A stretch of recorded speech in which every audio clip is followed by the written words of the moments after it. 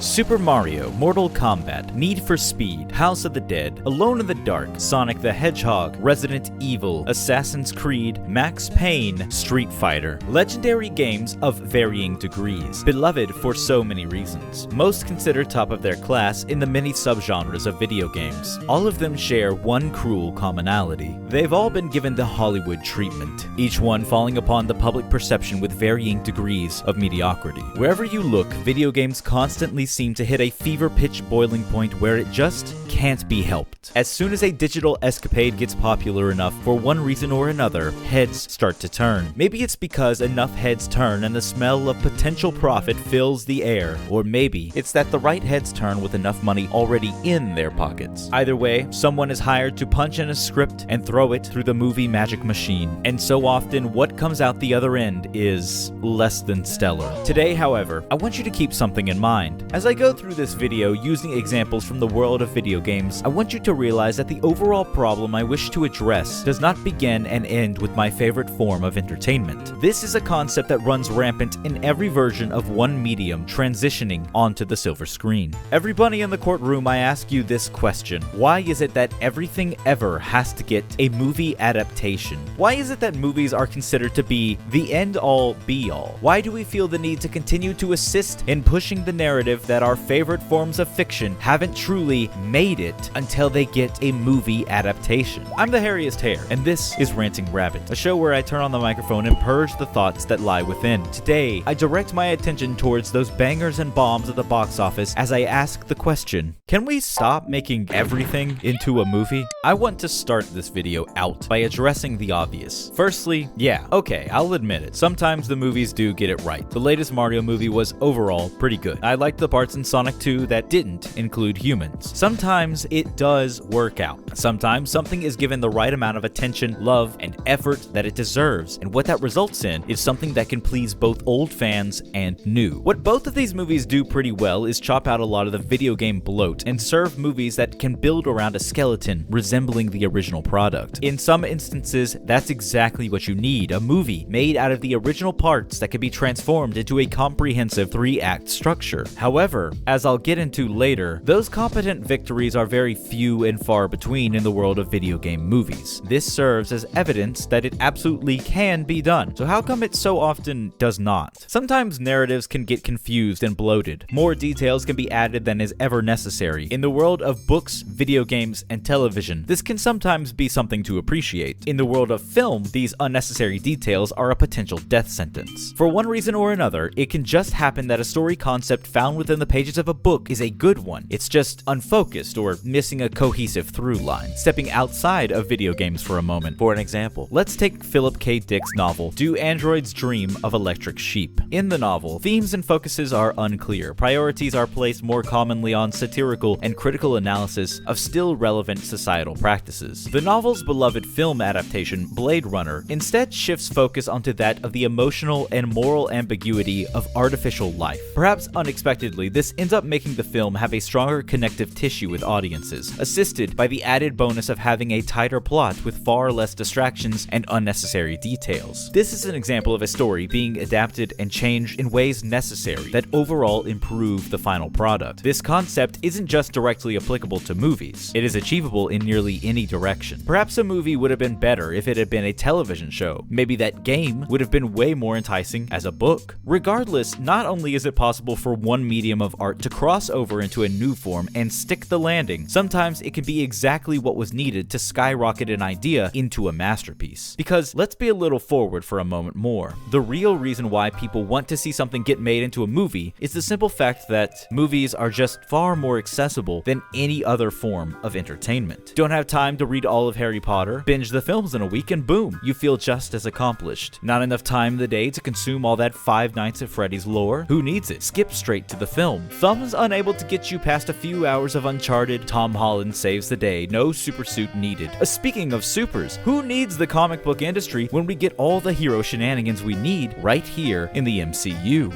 As incorrect as the assessment is, this is a very normal consensus from the mass public. Movies are short, a few hours out of your busy day. They require such little commitment and can potentially give so much in return. It's almost impossible to argue with the notion. I mean, they're not wrong. Except, there's just one problem. One little infection that continues to spread and ruin these movie-loving pipe dreams. Because what happens when these movies don't do any of the things I mentioned? What happens when they care about neither the source material nor creating a competent story? What happens when they seek nothing but to cash in on the potential appeal of an intellectual property that's recently entered the common household zeitgeist? What could possibly go wrong when they're working on a film that already has its foundations built for them in advance? In 1993, Super Mario Bros. Landed in theaters to a massive repulsion. The film managed to somehow take the basic concept of the comfortably vague Mario brand and transformed it into a strange, convoluted abomination. Critics hated it. Audiences were confused by it. Bob Hoskins claimed production was the worst time of his entire life. He and John Leguizamo allegedly had to get a few drinks in before filming just to make it through the Koopa catastrophe. Since that horrific day, you would expect video game movies to realize what went wrong and learn from the mistakes made.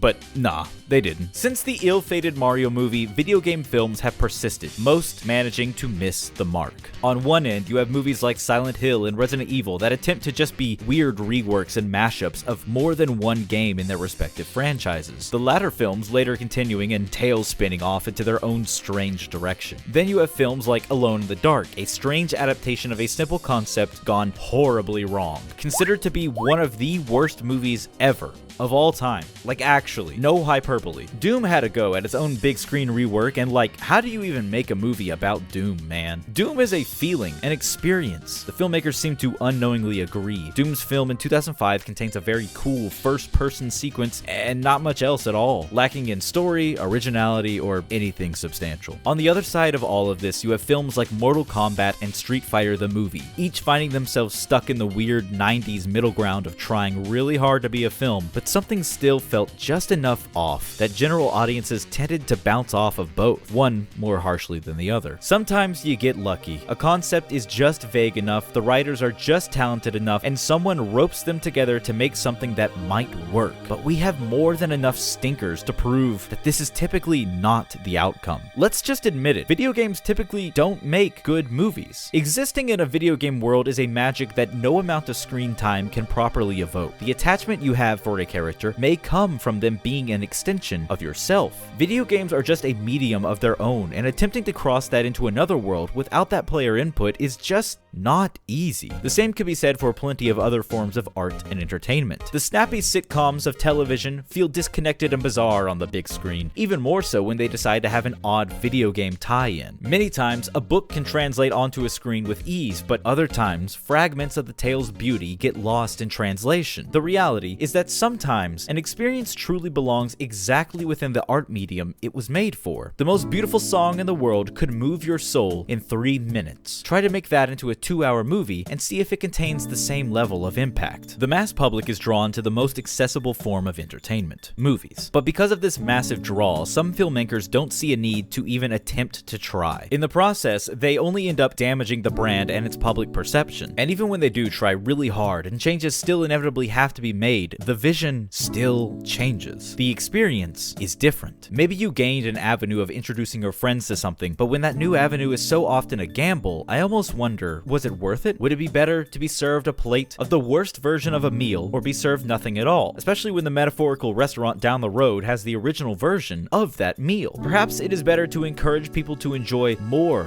than just their chosen medium or genre, rather than hoping and praying your favorite thing gets made into a movie. Maybe I shouldn't open up this Pandora's box of topics I feel so strongly about, but I feel funky if I don't at least mention it here in this video. I think attempting to adapt anything ever is usually a really stupid idea. There are examples of great adaptations. There are plenty of times where movies are made that work out great, whether being viewed as separate entities or connected to their source material. Lord of the Rings manages to create some generally satisfying storytelling despite the monumental task of adapting the unadaptable. Harry Potter continues to captivate audiences, most feeling completely comfortable with the changes made from page to film. But then there's things that just kinda don't make sense to me. Like, why did M. Night Shyamalan feel the need to make a movie movie out of an already perfect show? Why does that show need a live action show? Do the real life parts suddenly validate the story? Was it necessary at all? For that matter, how come manga get really well received and passionately crafted anime adaptations and then suddenly get these unnecessary live action versions in addition? Too often, these adaptations don't help a product, they hurt it. Someone, somewhere in the process, just didn't get it. They turned a book, show,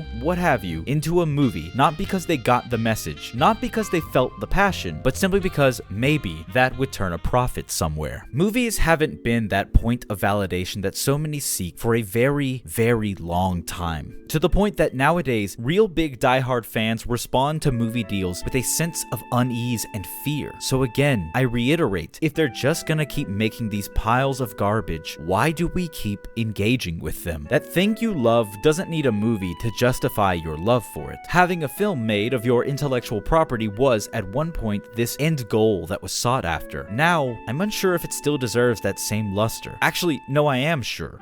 It doesn't. What makes that something good that you love good doesn't have to do with its recognizability or its mass appeal. It was made with effort. It was made with love. It was made to be art. And that made something within you stir, forming a connection. That connection is more important than the high-budgeted blockbuster hit that it may one day attempt and fail to become. Anyways, I'm gonna go watch Scott Pilgrim again. I'll catch you down the road. Be excellent to each other.